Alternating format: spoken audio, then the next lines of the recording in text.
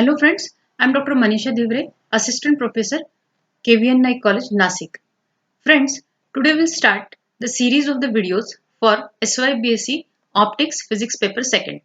We'll start with the chapter Lens Aberration. Friends, in simple theory of the formation of image and the deviation of the lens formula, it was assumed that the light rays mix small angles with the principal axis and the aperture of the lens is small.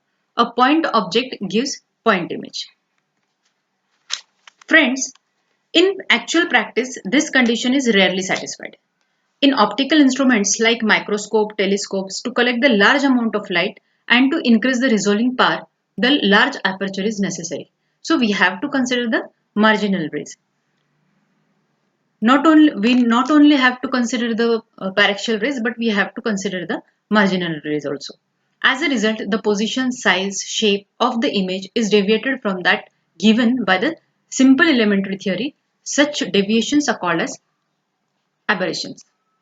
The departure or the deviation in actual image produced by the lens from the ideal image predicted by the simple theory of image formations are called as aberrations.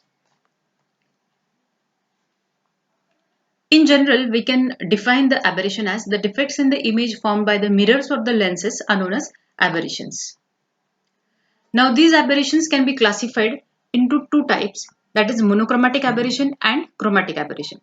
The aberrations produced due to the non-paraxial rays are called as monochromatic aberration, and the aberration which are produced due to the rays of the light after refraction through the lens from the number of colored images of different sizes at different positions are known as chromatic aberration. Now, these monochromatic aberrations are classified into 5 different types, which are spherical aberration, astigmatism, coma, curvature of field, and distortion. Now, we'll study each and every type one by one in detail. Again, the types of chromatic aberrations are further classified into longitudinal or axial chromatic aberration and lateral or transverse chromatic aberration. First of all, we'll study about the spherical aberration.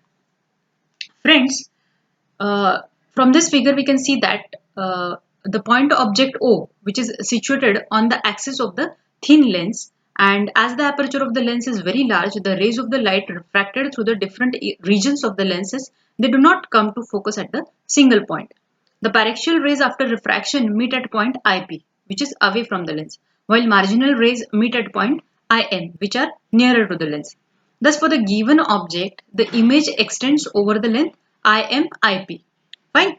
All the rays are not focused at the single point and the lens does not form the point image on the axial point object. Now, this failure of the lens to form the point image of the point object is called as spherical aberration. Now, friends, we have to reduce such type of lenses, such type of aberrations, because we don't require these are undesirable. So we have to reduce these spherical aberrations. There are different types to reduce these aberrations. In that, first is by reducing the lens aperture. Now, it was found that the spherical aberration is proportional to h square, correct? Now, where h is the aperture of the lens, therefore h is reduced. If the h is reduced, the spherical aberration will be reduced considerably. In order to reduce the aperture of the lens, the stops are used. The stop arrangement permits only either paraxial rays or marginal rays, so that all the refracted rays come practically at the point focus. This can be done by blackening the required portion of the system or by using the circular or the annular shutter. The use of stops reduces the intensity of the image due to cut off the light rays. For example, in camera lenses, the marginal rays are cut off by placing the narrow circular aperture. The smaller aperture increases the range in which the object is approximately in focus. Then second method to reduce the spherical aberration is use of plano-convex lens. Now the spherical aberration arises due to the larger deviation of the marginal rays than the paraxial rays. If the deviation of the marginal rays of light is made minimum, the focus FM, see in the figure, will be shifted towards the focus FP and the axial or the longitudinal spherical aberration will be minimized. If it is observed that the longitudinal or the axial aberration can be minimized if the total deviation is equally shared by the two surfaces of the lenses. For the plano-convex lens, when the parallel beam of the light is incident on the plane surface, here it is, The deviation is produced only due to the curved surface and not shared by both the surfaces. Fine. Can you understand this? When the parallel beam of light is incident on the curved surface of the same plano convex lens, the total deviation is shared by both the surfaces. As a result, the spherical aberration is minimum. Fine. Then third type is by using the crossed lenses.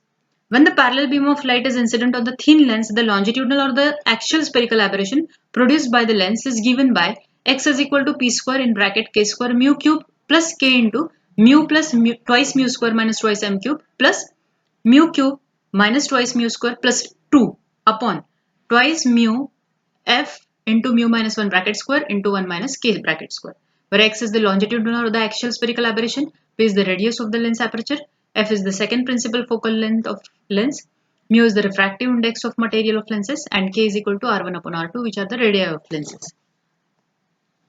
Now the condition for the minimum spherical aberration is dx upon dk is equal to 0.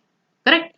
Therefore, if k is equal to r1 upon r2, which is equal to mu into twice mu minus 1 minus 4 upon mu into twice mu plus 1, then by using the ratio aberration, we can be reduced it by mu is equal to 1.5 and k is equal to r1 upon r2, which is equal to now minus 1.6, minus 1 upon 6.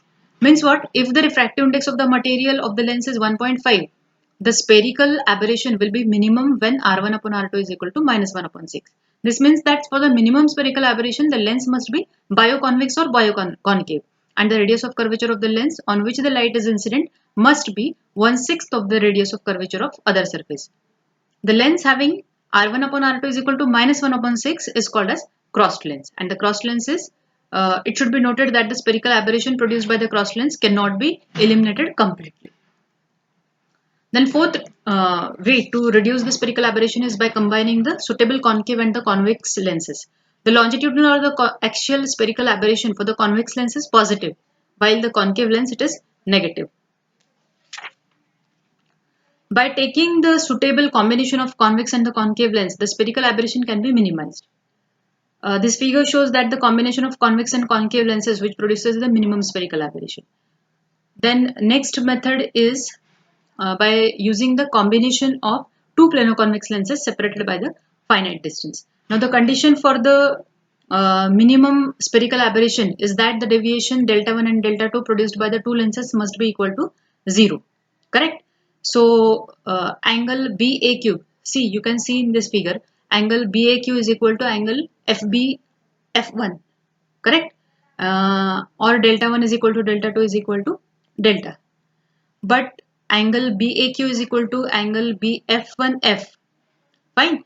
So from these two equations, we can say that angle FBF1 is equal to BF1F, which is equal to delta, and hence BF is equal to FF1, but BF is equal to O2F. From this figure, we can see O2F is equal to FF1. So O2F is equal to half of O2F1. Okay. O2F is equal to F1 minus X upon 2. For L2, F1 is treated as a virtual object and it forms the real image at F. Hence, the lens formula for L2 is 1 upon V minus 1 upon U is equal to 1 upon F2.